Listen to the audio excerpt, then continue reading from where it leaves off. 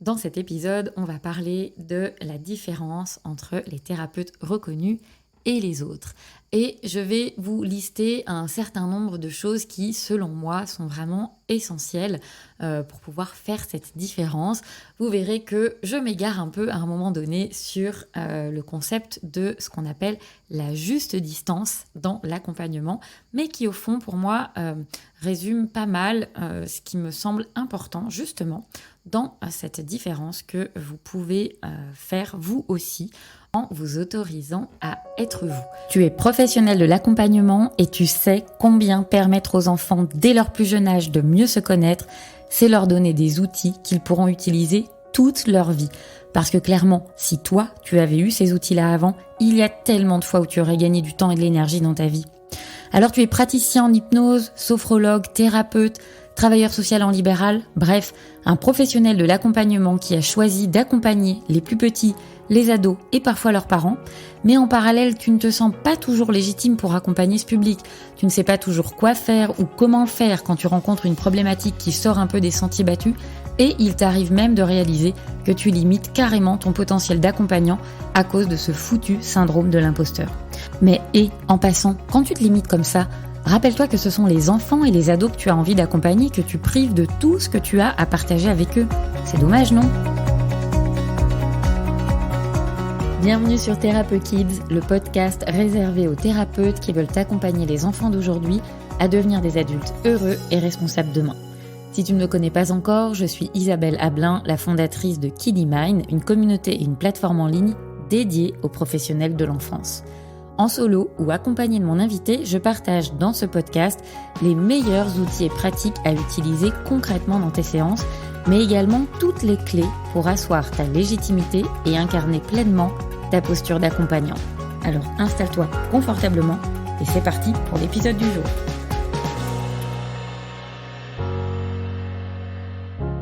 Bienvenue dans cet épisode que j'ai appelé la différence entre les thérapeutes reconnus et les autres. Alors ce titre un petit peu putaclic, comme on dit dans le secteur, mais si tu es là et si tu as choisi de l'écouter, c'est peut-être que tu te dis « est-ce que je ne ferais pas partie de ces autres ?» En tout cas, ceux qui ne sont pas suffisamment reconnus.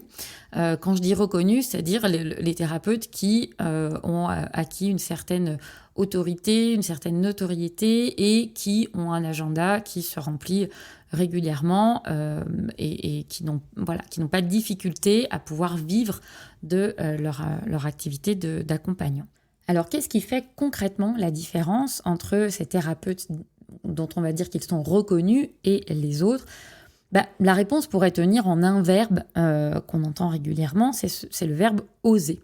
Donc oui, ça paraît facile à dire comme ça, mais finalement, je crois que tout part de là. Et peut-être que le premier truc qu'il est important d'oser lâcher, ça va être d'oser lâcher le besoin de perfection, parce que c'est quelque chose qui sous-tend beaucoup de nos actions ou de nos inactions plutôt, de se dire « oh là là, mais j'ai encore pas toutes les connaissances que je devrais avoir pour pouvoir accompagner tel public ». Les enfants, tiens, ça c'est un argument qui arrive très très souvent sur le tapis, sauf que concrètement, pouvoir délimiter l'ensemble des connaissances qu'il faudrait pour accompagner les enfants, ça me paraît bien compliqué parce qu'il y aura toujours quelque chose à apprendre.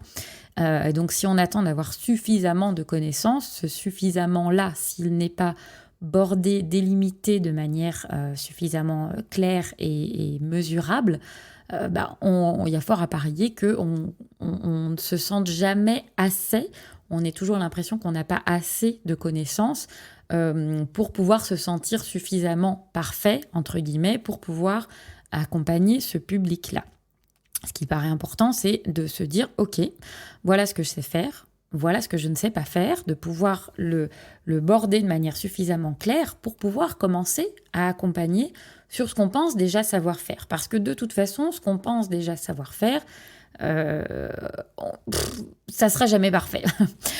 Donc, oui, il va falloir oser y aller malgré le fait que oui, on risque de se planter. Et en fait, c'est pas on risque, c'est on va se planter forcément parce qu'à un moment donné, on va se retrouver en difficulté avec des parents qui vont avoir une posture qui va venir résonner très fort avec une de nos blessures et qui va faire qu'on va se sentir en difficulté parce que on va recevoir un enfant ou un adolescent qui va venir rentrer pleine balle dans nos failles et on va pas savoir comment réagir sur le moment. Et puis après coup, on va se refaire le film encore et encore de la séance et on va se dire putain mais c'est pas possible, pourquoi j'ai pas fait ça, ou au contraire pourquoi je lui ai dit ça, voilà. Mais ok, c'est facile de se refaire le film après coup et puis de se fouetter en se disant mon Dieu, je suis vraiment nulle, mais concrètement, ça sert à rien. Le truc est fait, ok,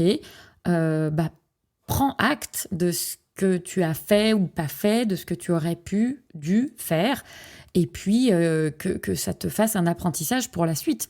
Et si c'est trop lourd à porter, parce que je sais qu'on peut se dire, oui, ok, c'est facile de dire, il n'y a pas d'échecs que des apprentissages, mais dans la réalité, il y a des échecs qui peuvent être plus lourds que d'autres, et pour ceux qu'on accompagne, et pour soi-même, parce que ça peut venir réactiver des choses compliquées. Oui, ok. Mais factuellement, une fois que c'est fait, et donc c'est qu'est-ce que je vais faire de ça? Est-ce que je vais uniquement continuer à ruminer quelque chose que je n'ai pas fait comme j'avais envie de le faire? Ou est-ce que, au contraire, je me dis, bon, là, je sens que c'est vraiment compliqué pour moi, je vais me faire accompagner pour traverser ce truc-là et pour pouvoir en faire quelque chose qui soit utile pour la suite, finalement. Donc, lâcher ce besoin de perfection parce que, en plus, si on attend de proposer un accompagnement parfait où on saura répondre à tout, où on saura tout sur tout, ça risque pas d'arriver parce que je crois que ça n'existe pas. Je l'ai déjà dit et vous m'entendrez le dire encore parce que je crois qu'on n'entend jamais suffisamment ce truc-là. Regardez tout ce qui existe là aujourd'hui dans le monde et regardez les premières versions de tous ces trucs. Regardez la première version d'Instagram, par exemple, c'était un truc très très moche. Si le Instagram du début était encore celui-là aujourd'hui, personne ne serait dessus. Mais quand ils se sont lancés, oui, ça ressemblait à rien, et pour autant, ils y sont allés quand même, et ils ont commencé à accrocher des gens, et ils ont pu améliorer en cours de route. Et c'est vraiment l'idée pour tout ce qu'on fait, finalement. Quel est le truc en plus que vous pouvez faire pour vous différencier? Ça, c'est quelque chose qui est important parce que très souvent, quand je lis notamment les sites internet de collègues, il n'y a rien qui différencie très souvent. Alors oui, il y a l'aspect esthétique du site, mais au-delà de ça, alors déjà, il y a beaucoup de sites qui se ressemblent beaucoup, beaucoup, beaucoup, et donc du coup, il n'y a pas de différenciation visuelle tout de suite quand on va sur le site de la personne. Et puis quand on commence à lire un petit peu, on retombe vite dans des choses qui sont très communes, très banales, et au fond, on ne voit pas le praticien. On n'arrive pas à percevoir qui est cette personne, quelle est son énergie. Parfois, il n'y a même pas de photo, et donc je trouve que c'est compliqué. Alors après, encore une fois, c'est moi et ma manière de percevoir les choses, mais c'est pas que moi. C'est aussi des choses qui sont vérifiées et qui font la différence. Aller voir les gens qui cartonnent et explorer ce qui est différent entre ce que vous faites et ce qu'ils font. C'est une belle manière de pouvoir modéliser et se rendre compte de ce qu'on fait ou de ce qu'on ne fait pas et qui peut-être est la source de cette non-différenciation, finalement. Un exercice que vous pouvez faire, c'est demander à votre entourage, mais pas que l'entourage proche, vraiment un entourage multiple, que ce soit les gens qui vous connaissent très bien, des gens de votre famille, mais aussi des gens qui travaillent ou qui ont travaillé avec vous à un autre moment de votre vie, des clients peut-être même, et vous pouvez leur demander, tiens, en 3 mots, comment est-ce que tu me définirais ? Et c'est drôlement intéressant parce que très souvent, on ne se voit pas comme les autres nous voient. C'est intéressant aussi de voir les mots qui peuvent ressortir en fonction des lieux, des contextes dans lesquels on peut intervenir, parce qu'on ne sera pas forcément vu de la même manière par les différents types d'entourage, parce qu'on peut aussi se comporter de manière un peu différente, avec un masque qui va être plus ou moins fort, plus ou moins différent en fonction des contextes dans lesquels on est.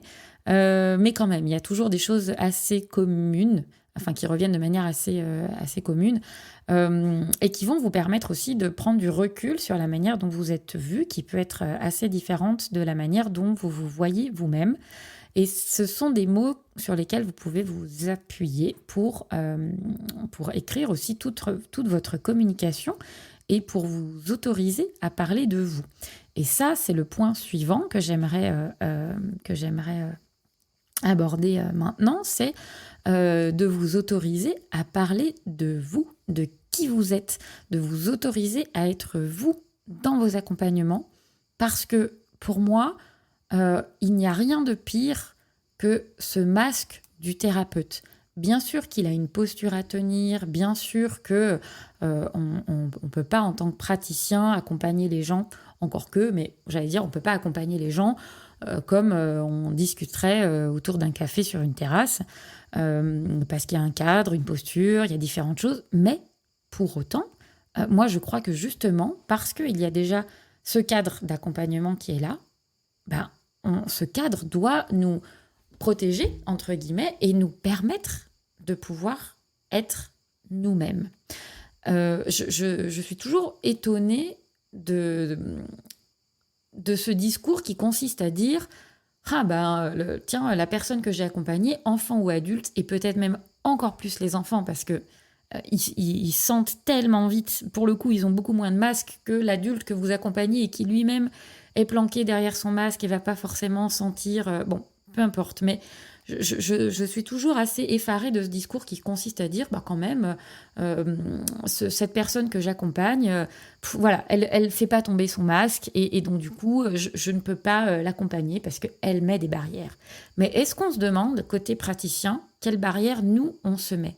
Et est-ce qu'on s'autorise, nous, à enlever ce masque du thérapeute pour...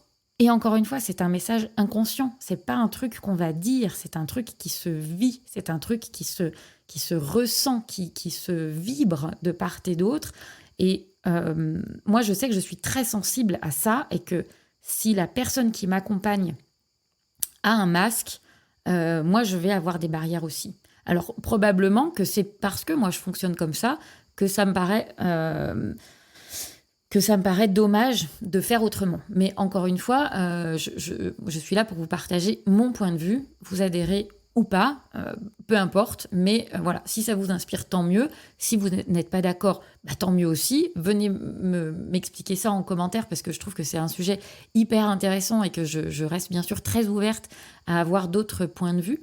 Mais moi, je crois que quand on s'autorise, soit en tant qu'accompagnant, à être soi-même, eh bien, le message qui passe pour l'autre, inconsciemment, c'est « Ok, moi, j'ai pas de masque.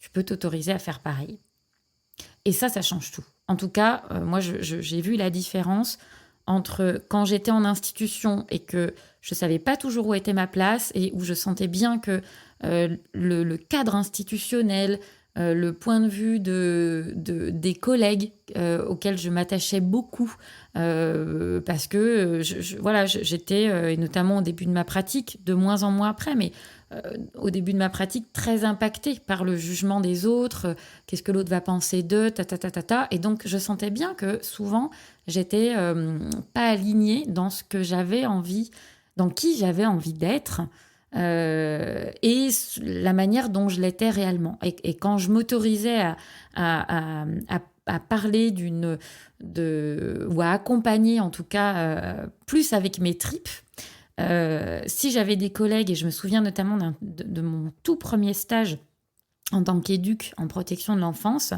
et où on recevait un petit garçon qui devait avoir 3 ans et demi, 4 ans, qui venait d'être qui venait d'être enlevé à sa famille en fait, hein, et qui venait d'être accueilli sur l'institution. Donc forcément, choc de se retrouver en institution, d'être séparé brutalement de ses parents, etc. Et donc moi j'étais toute jeune stagiaire à l'époque et je me souviens que j'étais allée le voir, j'avais passé du temps à accueillir ses pleurs, parce que voilà, quand on a 3 ans et demi, 4 ans, quand bien même l'aide sociale à l'enfance décrète que on a des parents qui sont plus en capacité de s'occuper de nous, quand on a 3 ans et demi, 4 ans, on est complètement embourbé dans ses émotions, dans le fait qu'on vient d'être séparé de papa et maman. Et c'est important, en tout cas il me semble, d'avoir un adulte auprès de qui on va pouvoir pleurer et puis être consolé pour ça. Donc je l'avais pris dans les bras, j'étais allée récupérer son doudou, j'avais passé du temps voilà, auprès de lui. Et je me souviens de ma maître de stage qui n'était pas intervenue à ce moment-là, mais qui, après coup, m'avait dit non mais ça c'est pas possible, tu peux pas passer ce temps-là, tu peux pas être à ce point dans lui faire un câlin et passer tout ce temps avec lui parce que quand on est éducateur il y a une juste distance à tenir et ce truc de juste distance vraiment moi m'a toujours tellement effarée en fait depuis le début ou déjà, enfin vraiment, c'était mes premières expériences. Mais vous devez sentir, hein, je sens que j'ai plein d'émotions parce que c'est vraiment un truc qui m'énerve et qui m'émeut aussi parce que je trouve que c'est tellement important en fait ce concept de juste distance et qu'il est tellement mal expliqué, bon sang. Avoir une juste distance dans l'accompagnement, c'est pas pour moi se tenir à distance, mais c'est pouvoir au contraire savoir de quelle place je parle, être très au clair sur la place depuis laquelle j'accompagne, qui est celle d'un professionnel. Mais quand on est très au clair sur cette place-là, on peut justement être dans quelque chose où on va accueillir l'autre, même physiquement, dans ce qu'il est en train de vivre. En tout cas, ça, c'est mon point de vue. Mais voilà, pour moi, on n'est pas là pour jouer un rôle. On est là pour être qui on est, mais savoir de quelle place on parle, de quelle place on agit et avec quelle casquette on accompagne l'autre.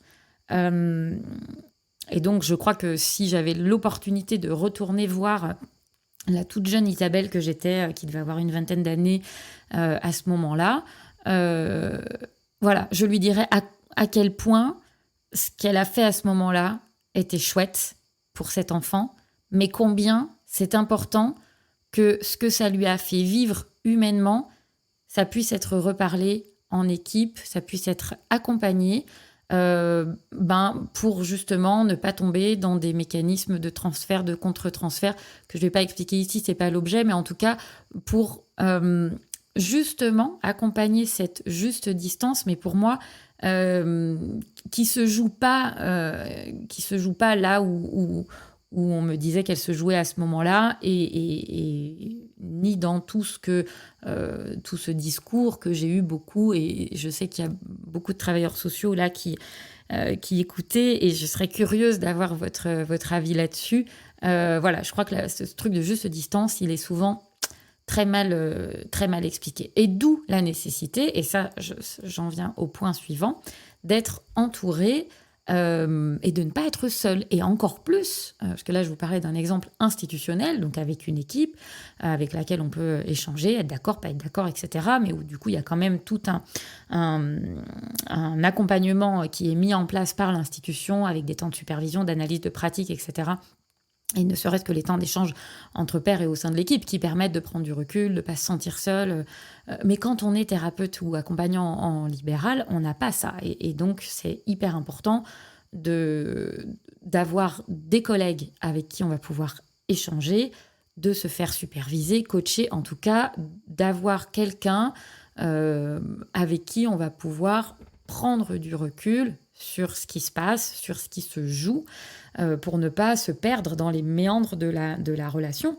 Parce que si je reviens sur ce que je disais, s'autoriser à être soi, Oui, mais ça nécessite, et c'est une précision que je voudrais apporter que j'ai pas amenée tout à l'heure, oui, mais ça nécessite d'être, il me semble, quand même très ancré, très solide dans sa pratique, dans, qui on est, qui est-ce que comment je m'autorise à accompagner et justement à ne pas mettre ce masque, sans pour autant être impacté personnellement parce que l'enjeu est bien là.